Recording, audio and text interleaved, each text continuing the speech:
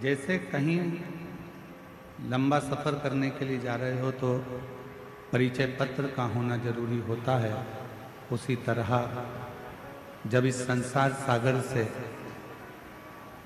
प्राण त्यागते हो, शरीर छोड़ते हो, तो उस परमात्मा का नाम होना भी बहुत जरूरी होता है। उस ईश्वर का नाम होना जरूरी है। और जब तक इस मृत्यु लोक में रहो, इस संसार सागर में रहो, इस भूमि पर रहो, तब तक उस परमात्मा का नाम स्मरण करते रहो।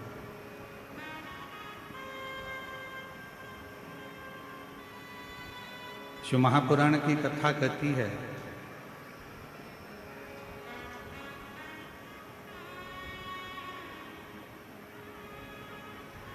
21,600 श्वास प्रतिदिन इस शरीर से निकलती है।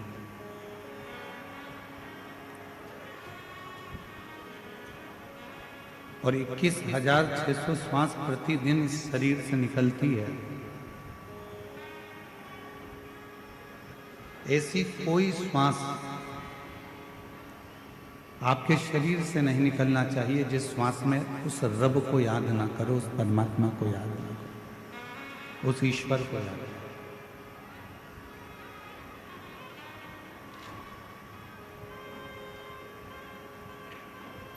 क्यों?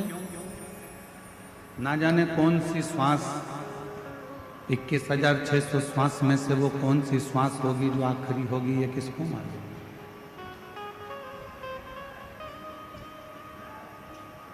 इसका अंदाजा किसी को नहीं। इसलिए श्वास श्वास में ओम रटो और वृथा जन्म मत खोए, ना जाने इस श्वास का फिर आवन होए कि ना हो। इस मानव के देह में, मनुष्य के शरीर में जो 21,600 श्वास रोज प्रतिदिन निकल रही है, 21,600 श्वास रोज चल रही है, 21,600 श्वास जो प्रतिदिन निकल रही है, उन 21,600 श्वास में प्रतिदिन परमात्मा के नाम का स्मरण होना चाहिए। प्रतिदिन।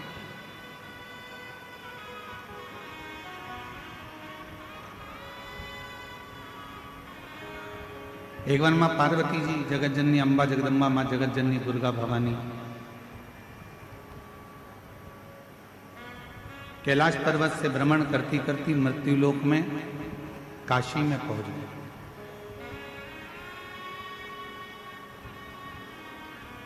थोड़ा ध्यान देना, आज कथा का चतुर्थ दिवस है। हम जानते हैं कि एलईडियां थोड़ी चल नहीं रही हैं, पर कार्यकर्ता लगे हैं, शीघ्र चालू कर देंगे। आप लोग बैठकर कथा का लाभ लीजिए, ये मौका बार बार नहीं मिलेगा।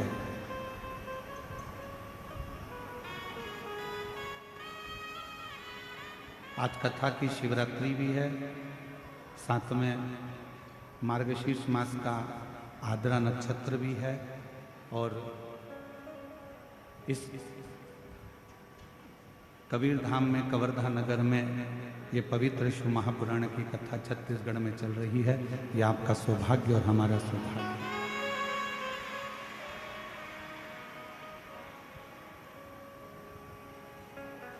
माँ जगत जननी जगदम्बा अम्बा माँ पार्वती जी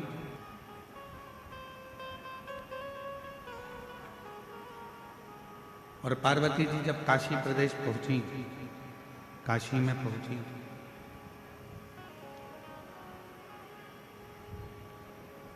तब माता पार्वती जी कुछ देर मां गंगा जी के घाट पर बैठ गई।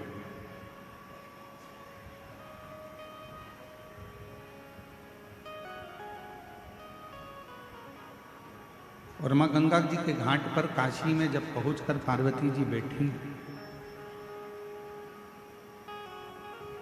गंगा की लहरों की अटखलियां मां पार्वती जी देख रही हैं।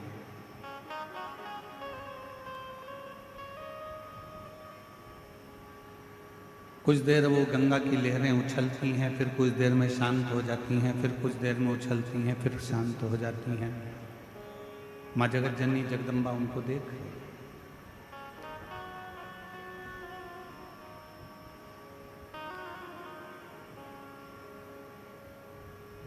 शिव महापुराण की कथा कहती है वो गंगा की जो लहरें उछल रही थी, थोड़ी देर में वो शांत हो गई। कहते हैं जिसने अपनी जिंदगी में बुरा वक्त देखा होता है, जो बहुत संघर्ष से जीवन को जिया हुआ होता है, बहुत बुरा वक्त उसने अपनी जिंदगी में देखा हुआ होता है, तो शिव पुराण कहती है जिसने अपनी जिंदगी में बुरा वक्त देखा होता है, संघर्ष का समय देखा होता है, वो जिंदगी में कभी किसी का बुरा नहीं करता है, कभी बुरा नहीं करता। जिसने बुरा वक्त देखा ही नहीं है, जिसने संघर्ष किया ही नहीं है, वो दूसरे का बुरा करने में लगा रहता है। क्यों? क्योंकि उसके पास पहले का वैभव है, उसके पिताजी छोड़ कर गए, जमीन छोड़ गए, जायदाद छोड़ गए, संपदा छोड़ गए, धन दौलत छोड़ गए, गाड़ी बंगला छोड़ गए, तो वो दूसरे का बुरा करने में लगा है कि इसको मुझे आगे बढ़ने नहीं देना। पर जिसने अपनी जिंदगी का बुरा वक्त देखा, बहुत संघर्ष किया, बहुत बुरा वक्त देखा, बहुत तकलीफ का समय देखा, वो जिंदगी में कभी किसी का बुरा नहीं करता, क्योंकि उसको मालूम है कि मैंने भी अपनी जिंदगी में बहुत बुरा वक्त देखा है और बहुत संघर्ष किया, बहुत संघर्ष किया।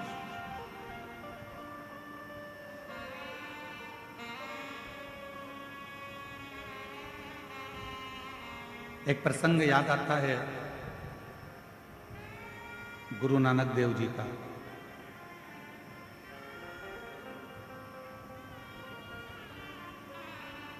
गुरु नानक देव जी ने बाले के मन में बहुत सारे प्रश्नों को देखा।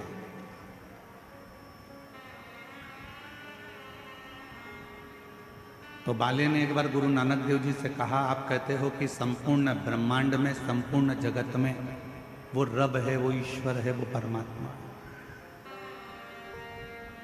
मैं कैसे मान सकता हूं?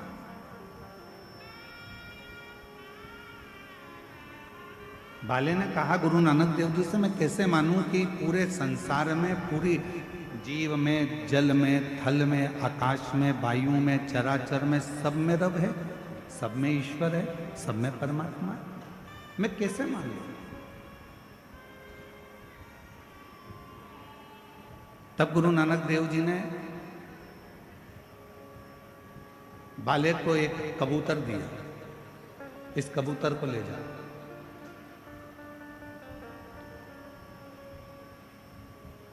तू कहता है कि सब जगह पर ईश्वर नहीं है, रब नहीं है, परमात्मा नहीं है, तो इस कबूतर के प्राण वहां छोड़ना जहां पर ईश्वर ना हो, परमात्मा ना हो। बाले गुरु नानक देव जी को प्रणाम कर कर, नमन कर कर चल दिया, कबूतर ले गया। जंगल में पहुंचा तो एक पेड़ के नीचे उस कबूतर को वो मारने के लिए आतुर हुआ, पर उसके मन में आया कि इस पेड़ पर कोई पक्षी बैठा होगा, वो देख रहा होगा। खुले आसमान में वो कबूतर को मारने के लिए आतुर हुआ, तो उसके मन में आया कि वो आकाश में कोई पर होगा तो देख रहा होगा।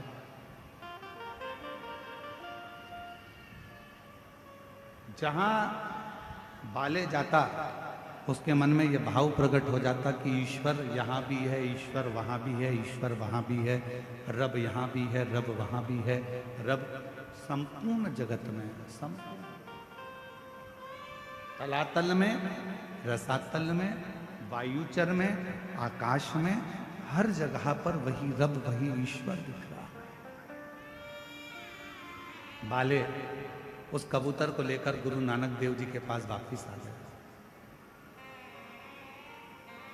गुरु नानक देव जी बड़े मुस्कुरा कर पूछे, बाले तू तो कह रहा था कि रब सब दूर है ही नहीं, फिर इस कबूतर को तूने मारा क्यों नहीं?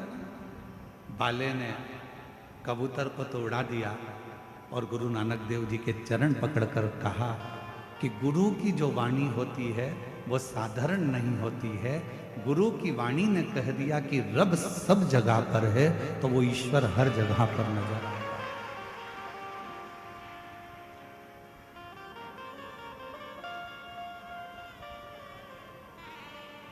कंकर में शंकर है, जल में शंकर है, आकाश में शंकर है, वायु में शंकर है।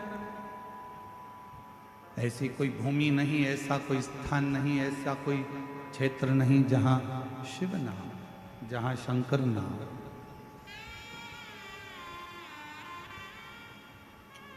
जहां परमात्मा ना हो।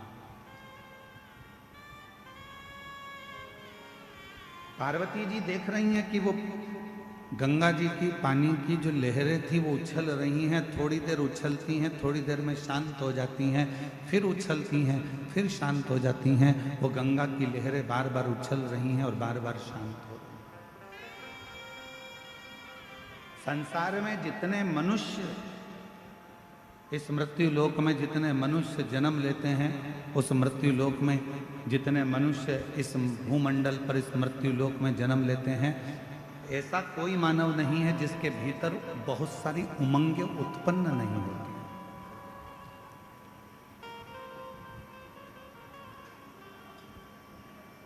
ऐसा कोई नहीं है जिसके भीतर बहुत सारी उमंगें उत्पन्न नहीं हो रही हो, बहुत सारी तरंगें उत्पन्न नहीं हो रही हो, बहुत सारी उमंगें उसके अंतर्गत नहीं आ रही। पर कुछ देर वो उमंग उछलती है, फिर शांत होती है।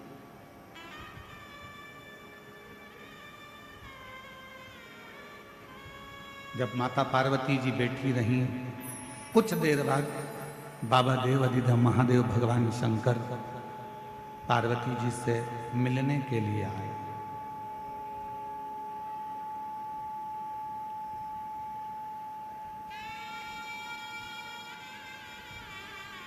भगवान शिव पार्वती जी से मिलने के लिए शंकर भगवान भी बैठ गए गंगा जी के घाट पर। पार्वती जी ने शिव जी को नमन किया, पूछा इस संसार में जितने रिश्ते, जितने नाते, जितने कुटुंब, जितने कबीले, जितने मित्र, जितने दोस्त, जितना परिवार, ये सब मिलता है, क्या हमारे पूर्व के कर्म के अनुकूल मिलता है?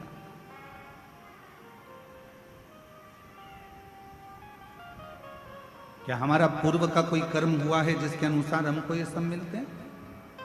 भगवान शिव ने कहा, सुनो पार्वती,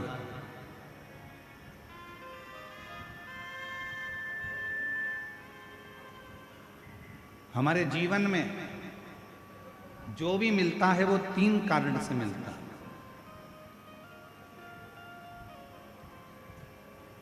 जगत जननी, इस संसार सागर में जितने भी मिलेंगे, चाहे माँ मिले, पिता मिले, भाई मिले, बहन मिले, पत्नी मिले, बेटे मिले, बेटी मिले, मित्र मिले, काका मिले, काकी मिले, चाचा मिले, चाची मिले, बुआ मिले, फूफा मिले, मामा मिले, मामी मिले, तुम्हारे जितने पड़ोसी मिले, रिश्तेदार मिले, कोई दोस्त मिले, कोई बाहर के मिले, जितने भी मिलते हैं ये किसी कारण से मिलते हैं। उसके 3 कारण।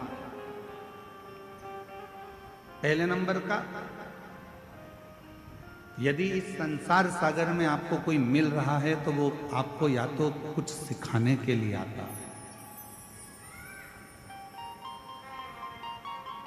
वो आपको कुछ ना कुछ सिखाने के लिए मिला है। दूसरा, संसार सागर में यदि कोई मिल रहा है, दूसरा कारण है कि वो आपको कुछ लौटाने के लिए आता है, कुछ देने के लिए।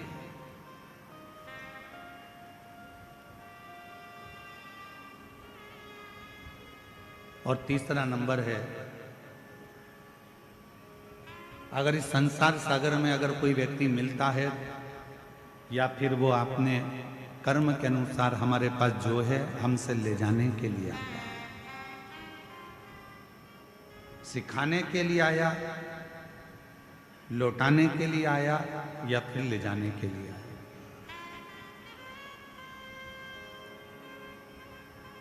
कोई व्यक्ति आपसे मिला, आप उससे कुछ सीख सकते हो तो सीख लो।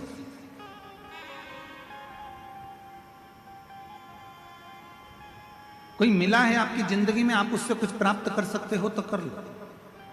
वो आपको देने के लिए आया है। कोई ज्ञान देगा, कोई विद्वत्ता देगा, कोई आपको कुछ समझाएगा, कुछ बताएगा, कुछ दे रहा है, वो लौटाने के लिए आया है तो लौटा कर जाएगा।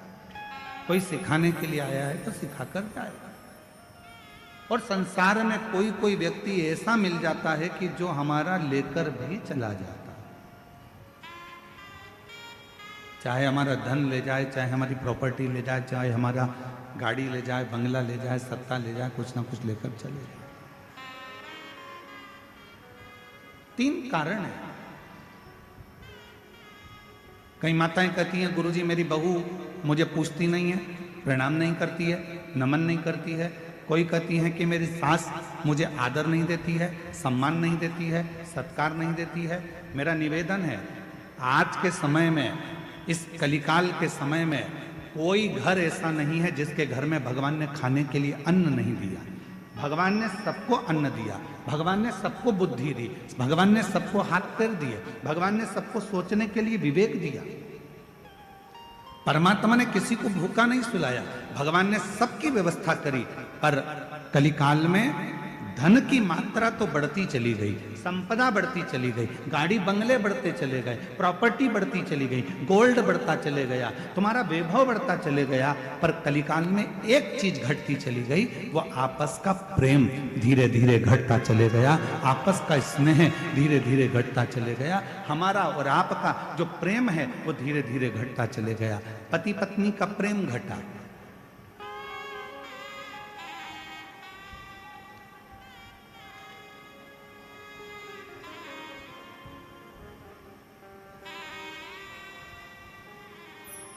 जो जगत में कभी सुनने को नहीं मिला वो इस जगत में सुनने को मिलता है कि पति पत्नी का प्रेम घट गया तो नीले ड्रम सामने आ गए। पति पत्नी का प्रेम घट गया तो मालूम पड़े दोनों पति पत्नी घूमने के लिए गए थे और एक का कत्ल हो जाता है। प्रेम घट गया।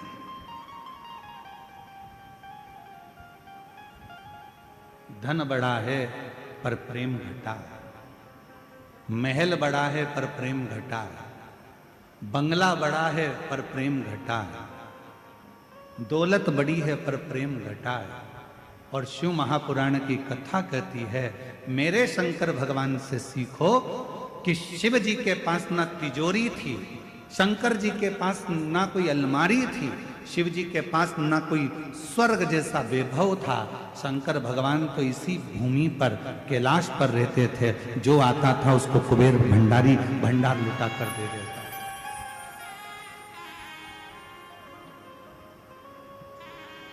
वो तो दे रहा,